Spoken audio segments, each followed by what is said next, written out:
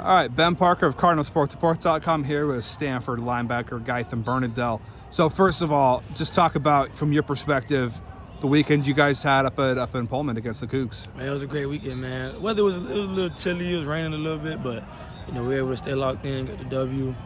And then just the feeling of winning, coming back in the locker room, coach giving a great speech, and doing the C House. That was pretty cool. So the weekend was great, man. Couldn't have gone any better. Just talk about too, just kind of what went into your defensive performance being as a team being what it was.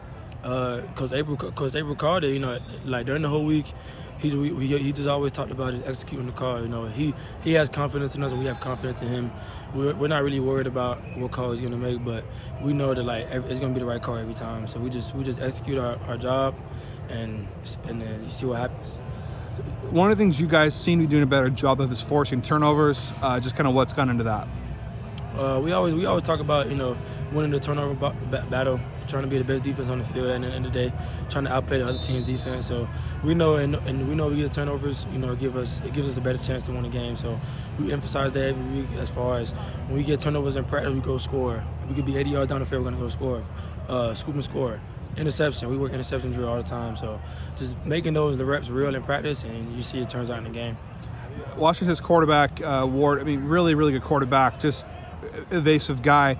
Just why were you guys able to do a better job of containing him than other running quarterbacks you guys have seen earlier in the season? We didn't want him to beat us with his legs. He had to beat us with his arm. Coach April called up a great scheme as far as the 8-man drops, and he wasn't obvious. And then we see that he wasn't prepared for it, and then you see what happens. We know he was pretty good, pretty elusive guy. He could do it all with his legs, but we weren't gonna let him beat him with his. We weren't gonna let him beat us with his legs. Sorry.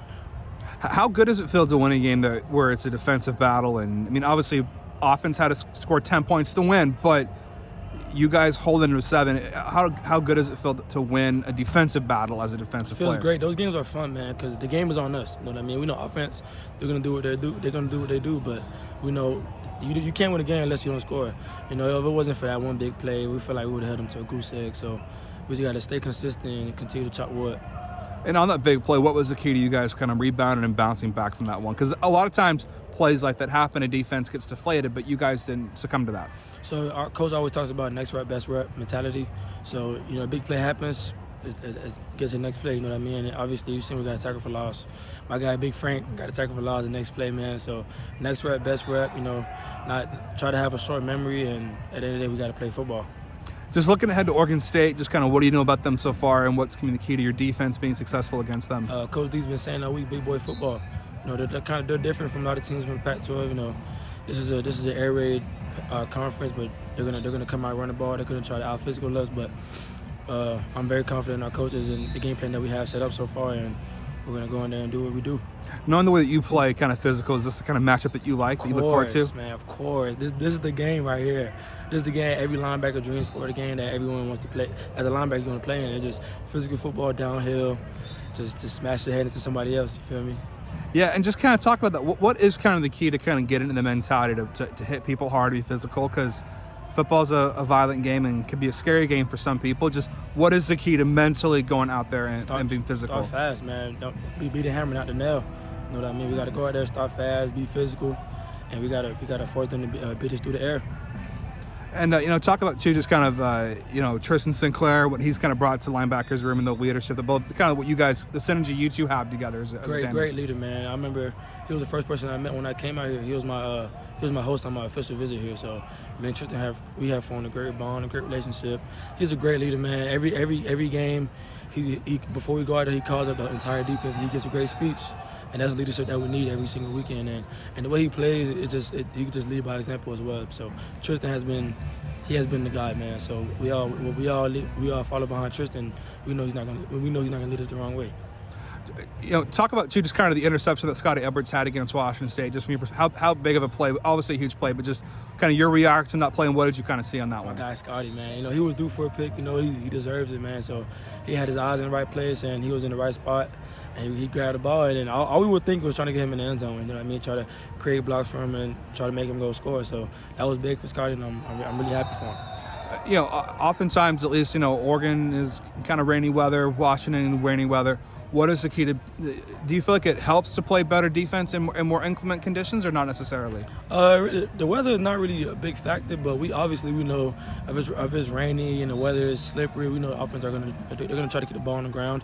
Obviously, we've seen that with Washington State last week. They try to keep the ball on the ground, but Coach April caught up a great game, and they couldn't really run the ball on us.